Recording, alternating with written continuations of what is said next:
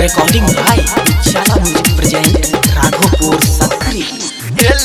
राखी मिठाई खियाने हमरा से बहनी तू मुँह बुलाने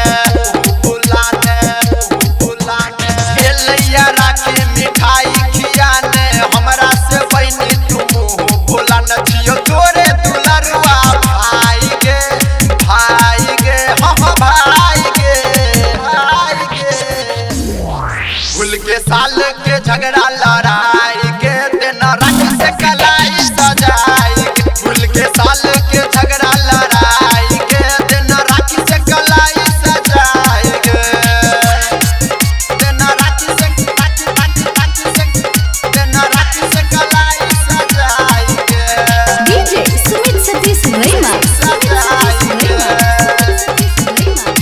साल भर पर आवे छै भाई बहिन के पावन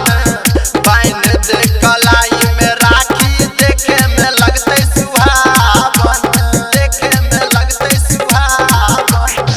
साल भर पर आवे छै भाई बहिन के पावन बाइन दे कलाई में राखी देखे में लगते सुहावन माथु पर चंदन तिलक लगाने आरती के थाल के आरती देखाना छै रक्षा बंधन बहनी आई गे हाँ आई गे भूल के साल के झगड़ा लड़ाई के देना राखी से कलाई सजाई के भूल के साल के झगड़ा लड़ाई के देना राखी से कलाई सजाई के देना राखी से कलाई सजाई के डीजे सुमित सतीश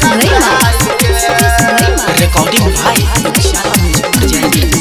दुलारी बहिन सुन कर नहीं तू तंग गे बाइन दे तू राखी तोहफा देबो मन पसंद गे दुलारी बहिन सुन कर नहीं तू तंग गे बाइन दे न राखी तोहफा देबो मन पसंद गे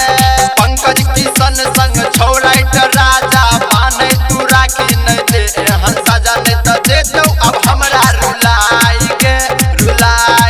हाँ रुलाई के भूल के साल के झगड़ा लड़ाई